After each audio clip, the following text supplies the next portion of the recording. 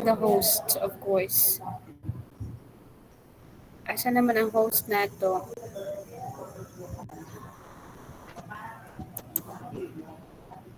Present man ang tulo. For group 2, we have Carciliar, Daverao de Poldo, and Escabosa Espiritu and Giatoro.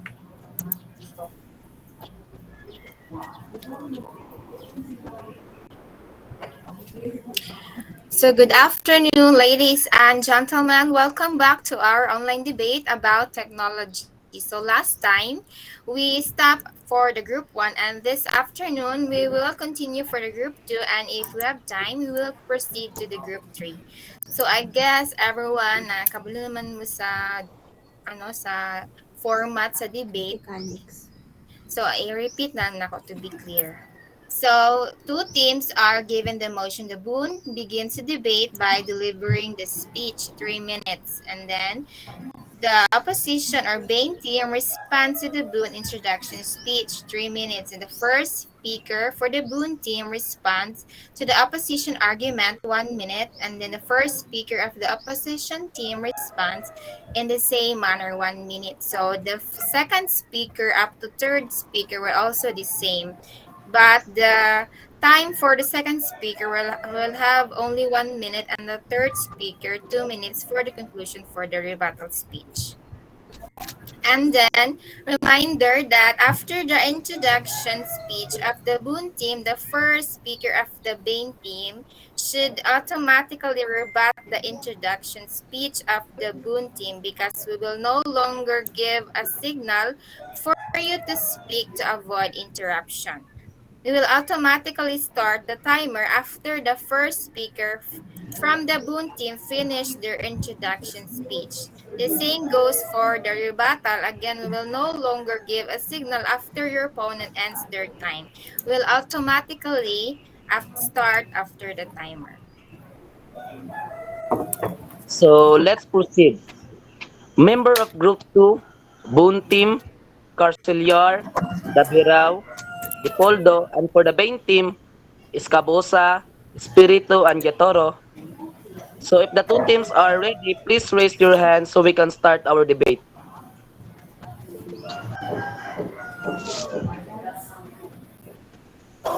Okay, I guess the two teams are ready. So Boon Team, please prepare.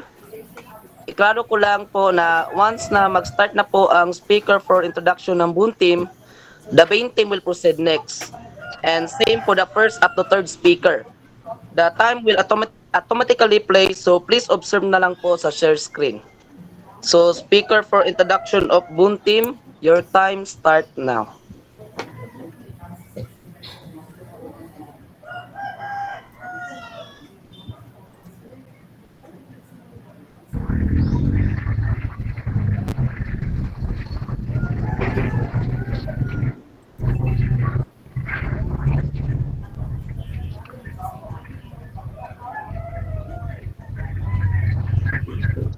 Good afternoon, ma'am. Good afternoon, classroom. Speaker of Sila di lang dira. Okay, nag-classic ka. Jeremy Deverell, the Bone Team. So, technology is the one of the biggest inventions of humankind. So, it is a tool invented and sharpened by humans to make their life easier. Those who know the correct application of technology, it be any sphere of activity have managed to make life easier for themselves and to some extent for also for others. So technology has proven to be helpful in various fields, whether it be the education or infrastructure. Online class helps children learn things while sitting at their homes comfortably during a curfew or some illness. So according to Edtll 2010, assistive technology are tools promoting success and school by helping special students to assess material environment and learning, as well as promoting independence at home, work, and the community. So people nowadays are totally dependent on technology. It has benefited in every sector like education, medicine, agriculture, defense, industrial, etc. So the development of computers is a miracle for the entire mankind. So in total, it can be stated that the advent of technology is helpful for human beings.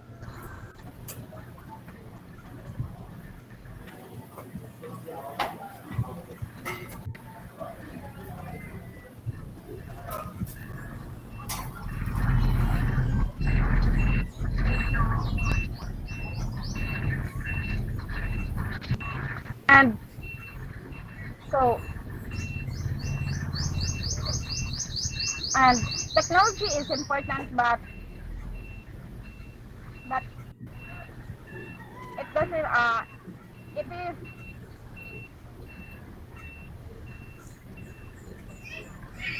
the human that decide where to draw the line. So technology doesn't make a man. So a man makes technology.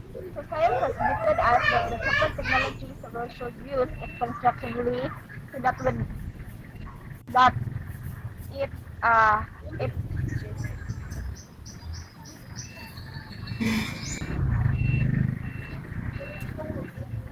with the advent of computers and smartphones, almost everyone have access to internet gradually. All and it's become the part of the modernization. That's all. Thank you.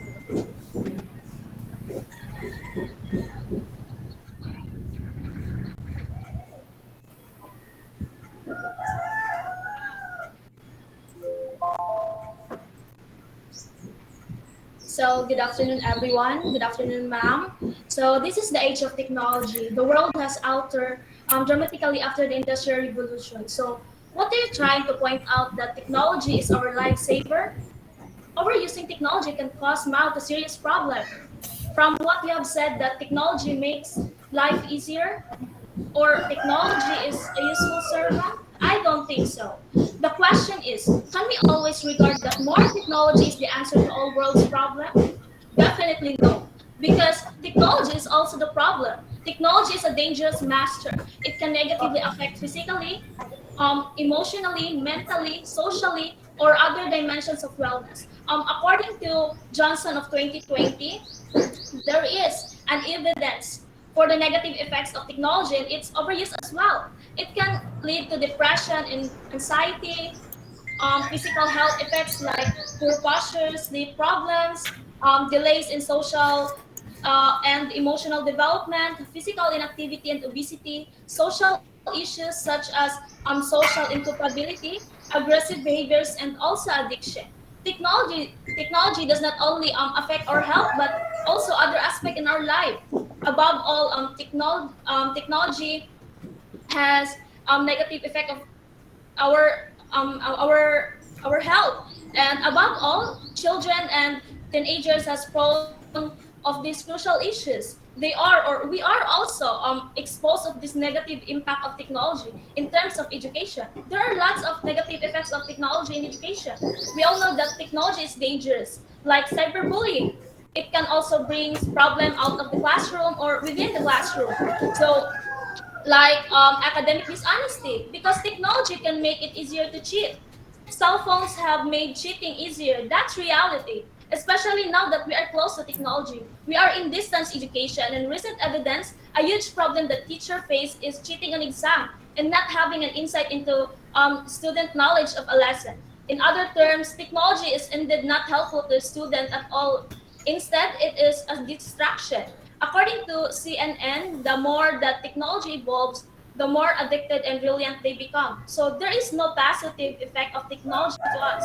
The positive effect you have said earlier is, let's just say, illusion.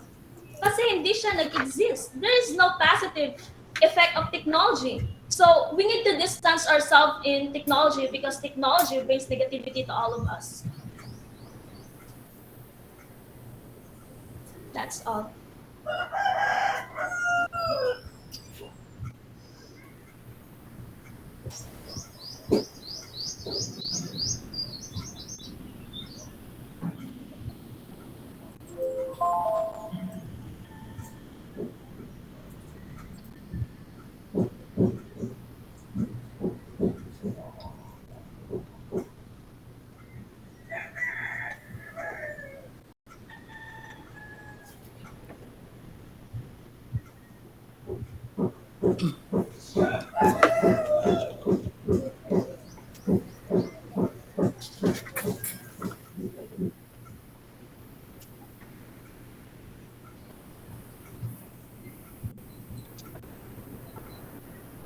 Hello, mga dungog ko. Good afternoon, everyone. My name is Christian. So, I highly disagree to the um um share ganina sa buntim. So, technology is not Bane.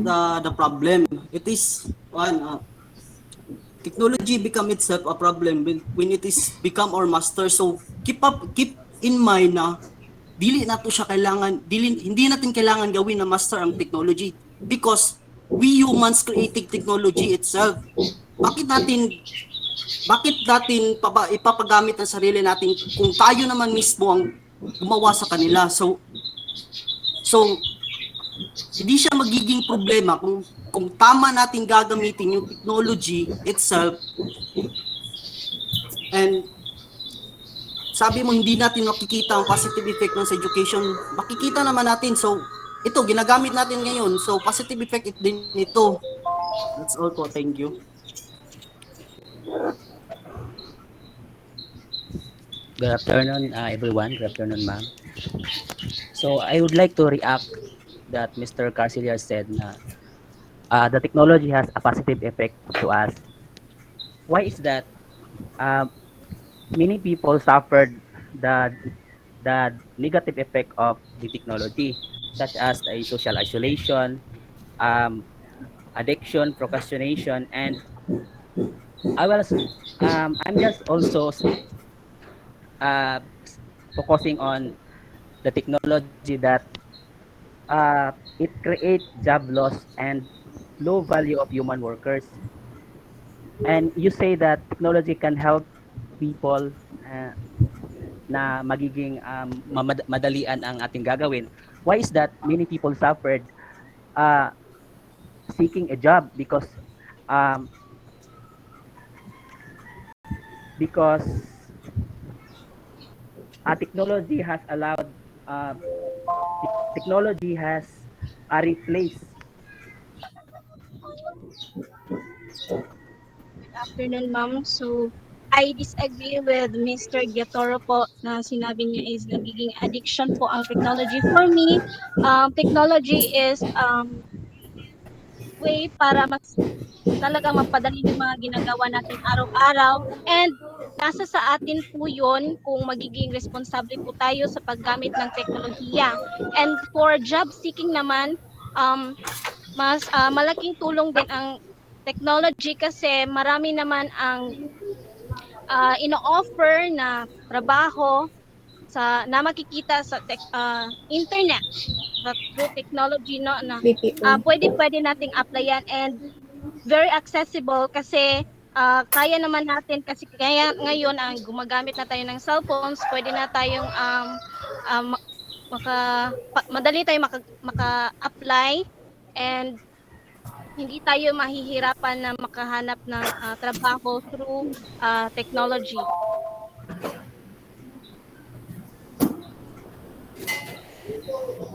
Hey, good afternoon. I disagree to Miss April Joy. She said that technology make our life easier, but let's face the reality that technology make us lazy and more dependent on it.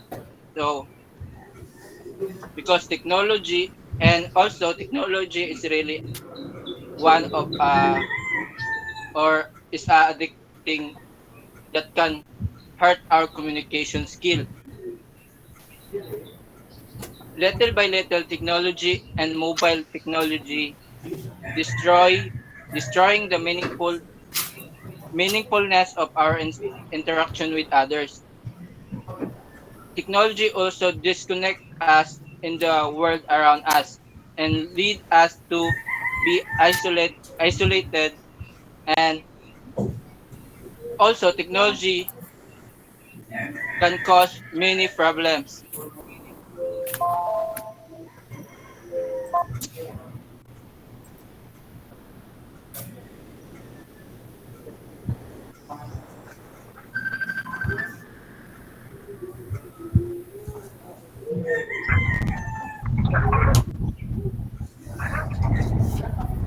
I taking the bone scene, I disagree the perception of um, Sabosa. So technology. So at first,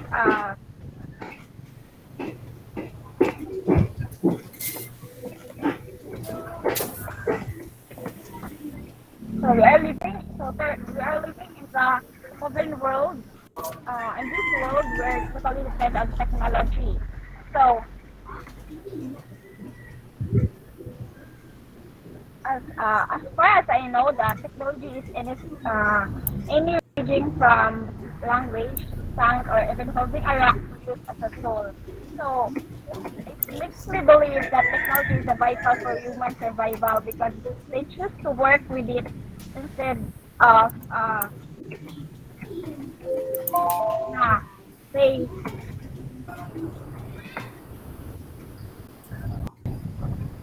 so so uh people now people nowadays are dependent on technology. So when you say technology is dominating your life in a sense that you are allowing to do so. So as a human being, you have a brain to decide what's wrong and what's not. So when to stop. So when to get off. If you are unable to use that brain, you don't have any right to blame others for it. So people complain that technology makes me one lazy and obese. Sorry, it's not technology that at fault her. It's you. If you have become a couch potato, that is your choice. So technology is important, but that that makes communication is one of the help for those who ano for those na malayo sa ilahang pamilya and and with the help of digital simulations and models, teachers are able to know the progress of their students. They're also able to prepare lessons for the students in effective manner, and even students have a clear view and understanding about the topics for the technology that they they they assess the information using the technology. That's all.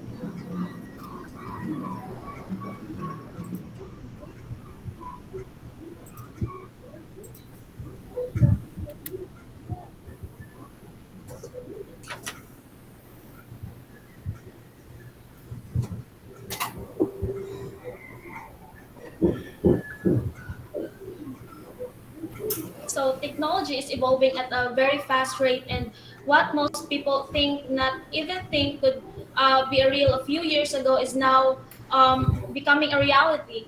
When we think about technology, the first thing that leaps to mind may be the device that most of us carry with us and use every single day. Smartphones like tablets, laptops have revolutionized the way we live. We did not realize the numerous negative impact of technology. There is no denying that these everyday technologies that have come at the cost to the environment. Nowadays, the environmental problems are extremely important since they threaten to the future of human society and the survival of mankind at large. At the same time, the numerous environmental problems are basically determined by the advancement of technology. Nowadays, the negative impact of some technologies on environment is obvious, like what some scientists protesting recently. It is because of the advancement of technology. One of this is the impact of global warming. Over the next several decades, sea levels will probably rise to to 10 to 20 centimeters. This may not sound like much, but it may cause extensive damage. For example, erosion of coastlines. In addition, it will bring about an increase in the chances of catastrophic floods like the one experience of New Orleans in 2005. So, what will be the cause of global warming? Too much use of technology. Like factories, yung paggamit ng fossil fuel, it's threatened our environment. Because of the technology, our life is become um, parang nilalagay na natin yung sarili natin sa kapahamakan. So let the earth breathe. Technology is a great threat to us. Let's face reality.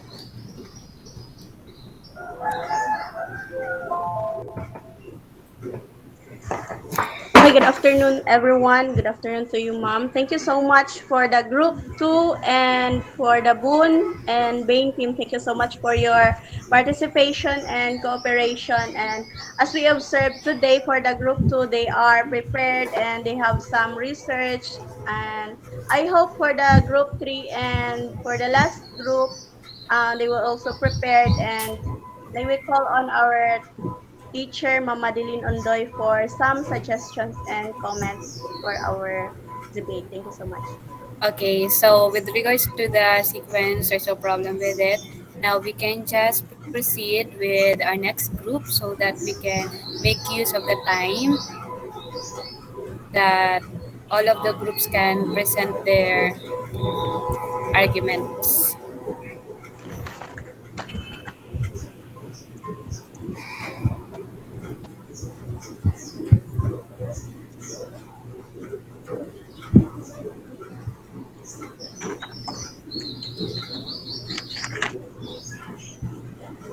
Um, Kindly prepare group three and also to the Boon and Bain team kindly prepare and observe for our time.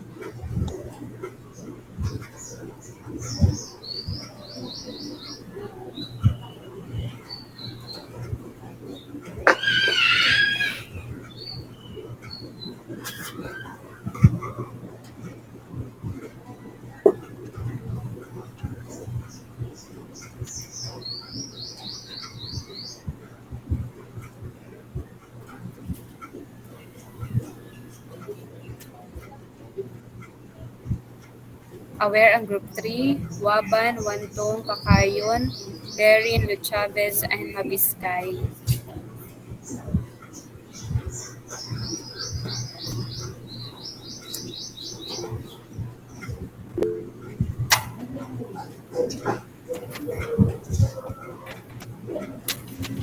Host, please. There's a query, I guess.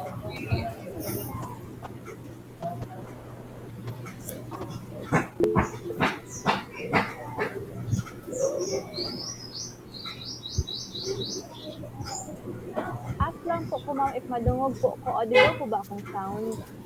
Yes, gang. Okay, thank you po.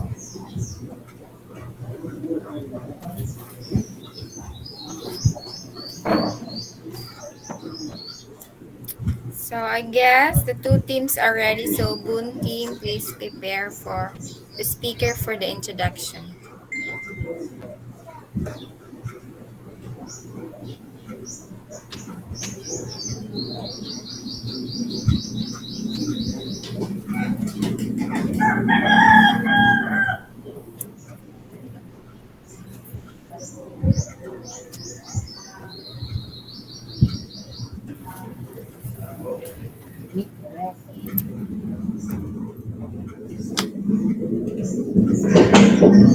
Okay, for the Boon team, please prepare.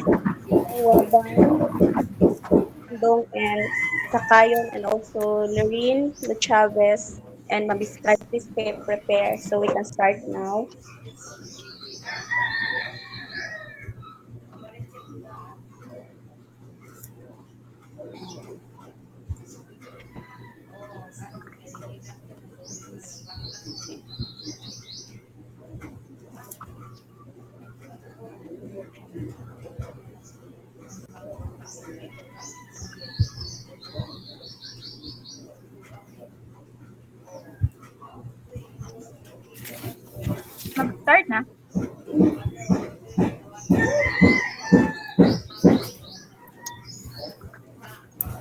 Kanina pa gang, sige na. At magpaabot ko sa kung ano may enter niya ang time.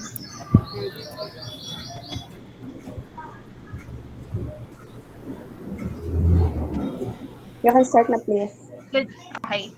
Good afternoon, everyone, especially to our Professor Midilin Undoy. But before I define the technology, let me introduce the let me introduce first the Boon speaker, the Boon team speakers. My name is Jasami Hontong. I'm the first speaker. The second speaker is Miss Venus Kakayod, and the third speaker is Miss Jessamay Waban. So technology refers to a practical application of scientific knowledge for a purpose. Technology enhances the usefulness of goods and services. It aims at creating value.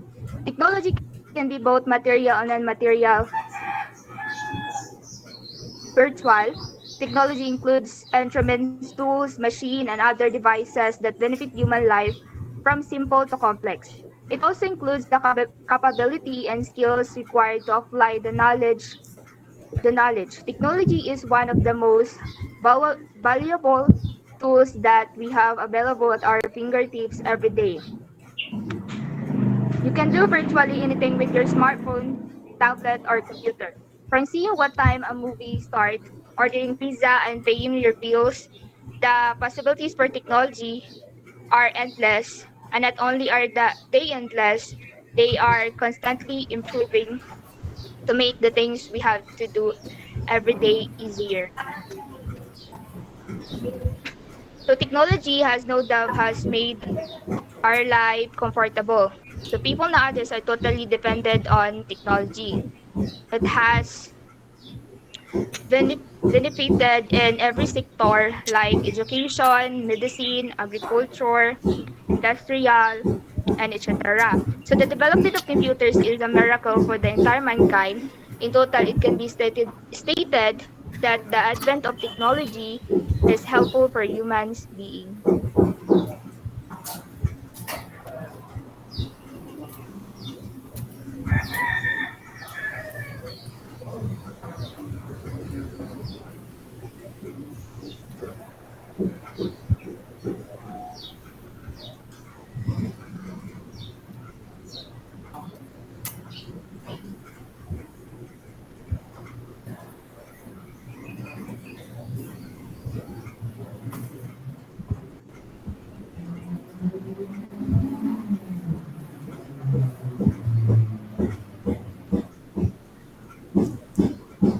Now, good afternoon, everyone. My name is Rachel Amabista, and I'm the first speaker of the opening statement in the technology as a game. So, let me start my opening statement as what Albert Einstein said that it has become appallingly obvious that our technology has exceeded our humanity. It simply means that Albert Einstein also feared the day, or let us say today, that the technology will overlap our humanity and the world we live in will only be a generation full of slow-witted people because technology has an effect on our mentality. And most of the people says that the positive of having technology in life will continue to outweigh the negatives.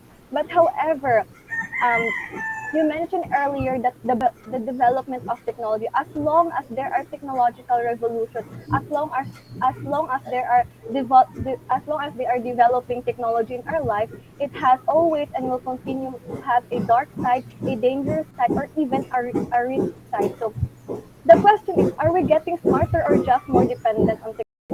So with the move to digital devices, we are coming to a point where people don't need to remember anything. Because why would they bother remembering anything when technology has it all, when technology is one click away and have it all in the palm of their hand? And that's what makes people lazy, out of reality, less focused, having misguided information, making extra distraction, and especially more dependent, especially in our educational system. So the technologies that we once dream in a science, fiction, or even novels has actually been true or has been created with the faith and the hopes of people creating it because They say that it would unite us and make us freer. And but also technology have been co-opted into tools of surveillance, behavioral manipulation, radicalization, where people are resulting into having violent reaction, and most especially addiction. Many people has been technologically addict because of this because of this developing technology. So let me repeat my question: Are we getting smarter or just more dependent of this technology we are having in our life? So that would be all for me.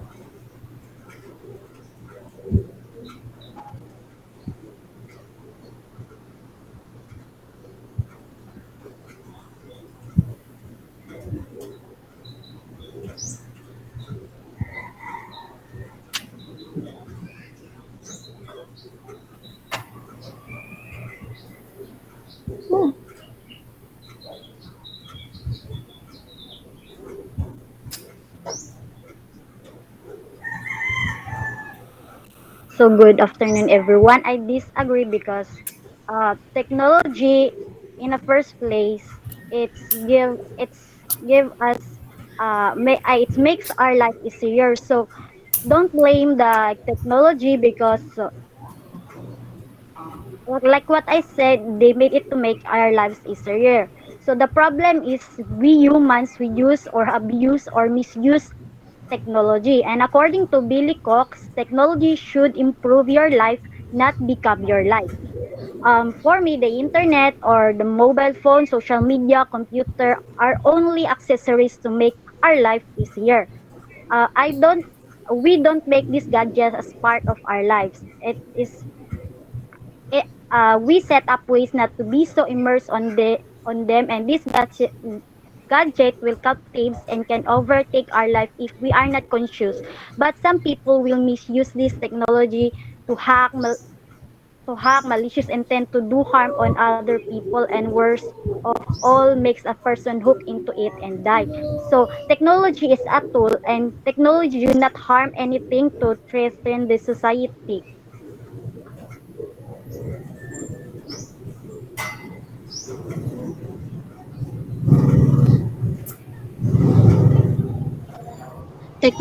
Due to technology, both youngsters and adults are spending more time on social media, internet surfing, playing video games, and thereby ignoring the real life. This disadvantage of technology can lead to depression and loneliness at a later stage. In education also, it is lot of disadvantage, like the presence of technology can distracting to students. Technology can make it easier to cheat, and also using tech can cause some students to disconnect from the classroom. Some students may not know the difference between reliable and unreliable source. Um, if makahelp ang technology, why it is nga daghan mag-scientist ang naga-warn about technology. Like sa imong giingon,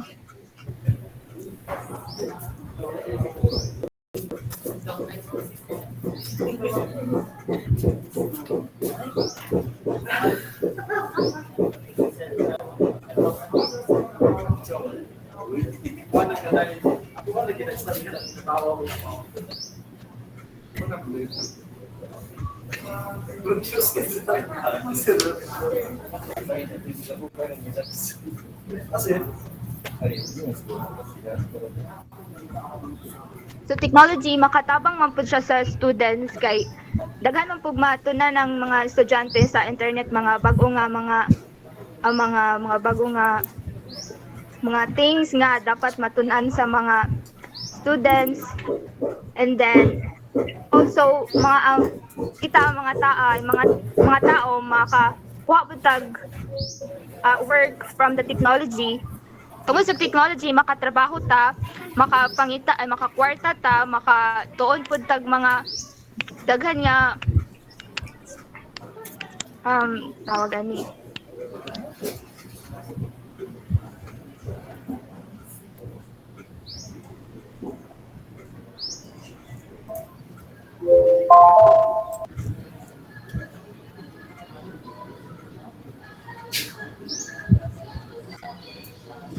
So, as what you have said earlier, that technology in students, it can help, but when it comes to the students, for me, the technology can distract you.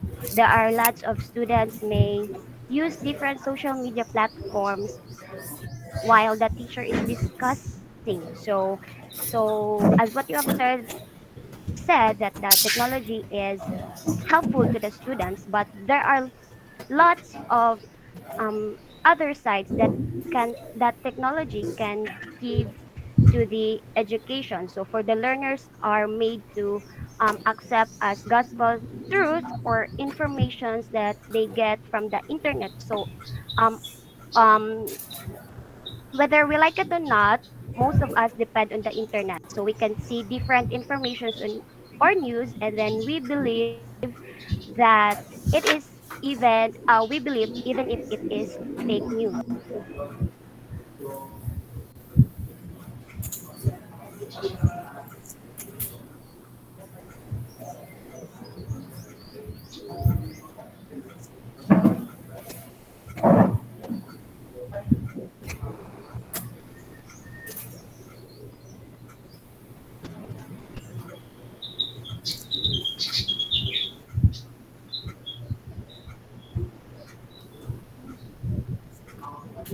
So, thank you. To conclude, quoting this saying, you have to learn how to harness technology so you can use it for positive stuff without being disconnected from nature, from Talib Kweli. What does this mean? It means that we all can control and utilize technology. Technology is not just a Technology is just a tool and instrument that only people can control. Hence, it heavily relies on us. It is our choice and responsibility which ways technology be used. Now, what you are accusing about technology is just pure negligence, ignorance, and lack of awareness. We users should not allow technology to take control of us. Technology should not take control on you. You have to be in the right mind. Why? Because again, technology is just a tool. It is intended to be manipulated. Technology cannot move on its own, just like a laptop or a PC. They cannot turn on themselves for you unless it is programmed. But programming a computer also requires a person how to set it, right? Just like now, we are now on this platform. You cannot say that technology is bad when in fact you are benefiting from it. Look at your surroundings. The electric fan, the cars, and even our phones are produced by technology, the product of intelligence. We cannot say that it is bad, especially since they are great help of our convenience. Now, if we are to count the positive uses and effects of technology, there are lots. And we cannot deny that technology supplements and fills the gaps that traditional ways cannot sustain, especially since we are now living in the 21st century.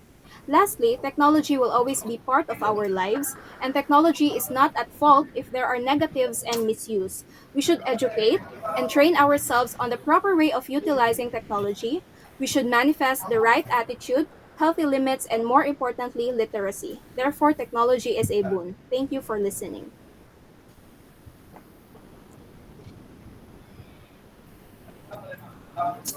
Now, as for the final statement of our group, let me quote you a quotation that says, "Technology is a useful servant, but a dangerous master. Once you master this technology, you can control it. Technology will control you, and not the other way around. So, technology will always be growing and keep growing. New inventions will come, and it will keep being discovered. And for the most part, growing technology is a sign of progress, but also a progress in our society, but also have a dangerous side in our society. Enhancement of this can cause us addiction, just like what I've said earlier.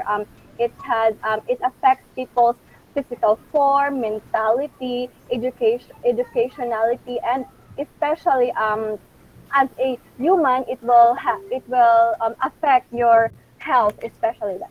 And then technology should not dictate the path of your education, because nowadays students are relying their studies through technology, through their education. They're relying it in technology because technology has it all. So why bother studying when we have technology? So technology should improve our education and uphold our core values and created with it, not the other way around. So anyone uncertain about the effects of having this technology will bring onto our life may want to take a step back on cutting their ties or use of these devices or having screen time and reevaluate how they feel with and without those devices So technology should not control our life.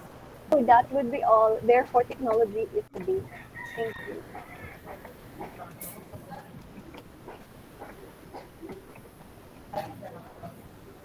Thank you so much for the group 3.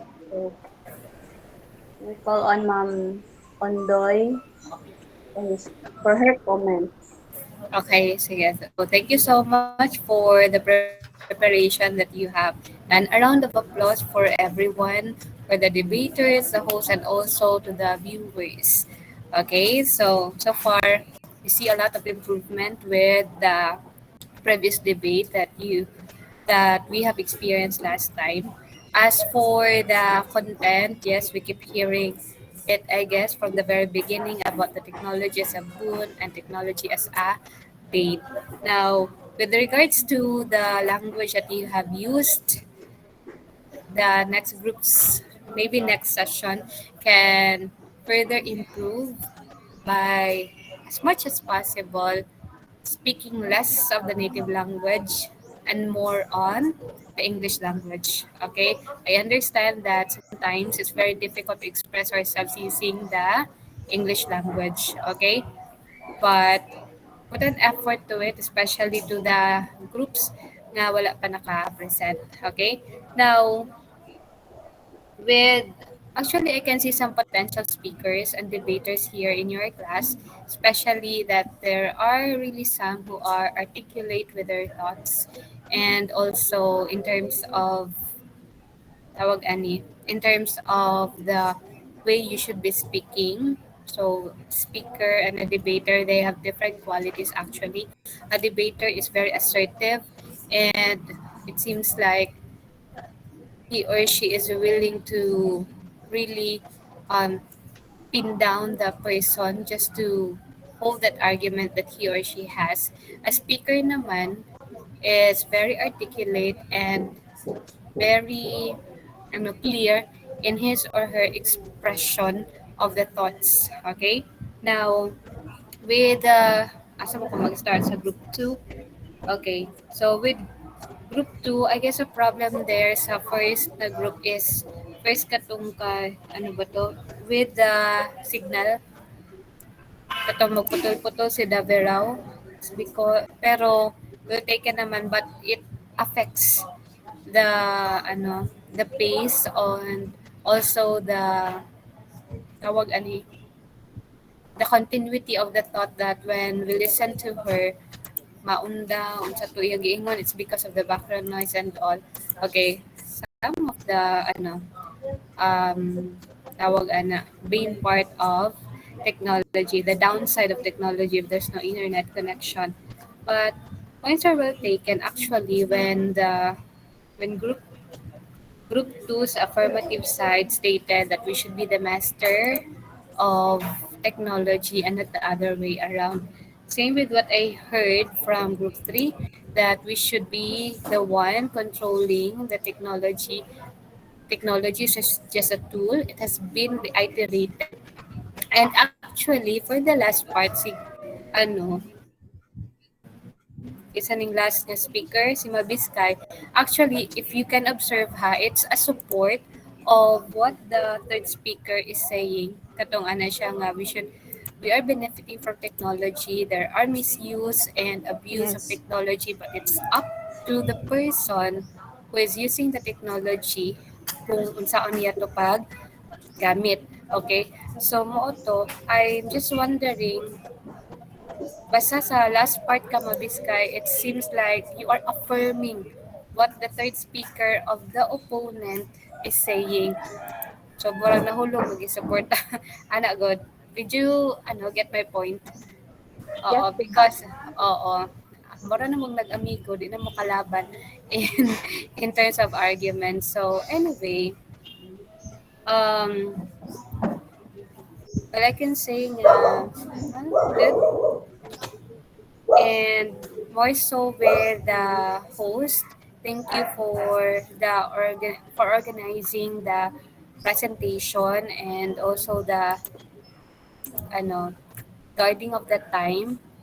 It's organized. And one thing lang pala that I would like again to ano consider is that when there is a dead air, so maybe you can have some saba sounds or Utilize. parang pang-insert good bitaw para at least dili kaayo kuan ang oras.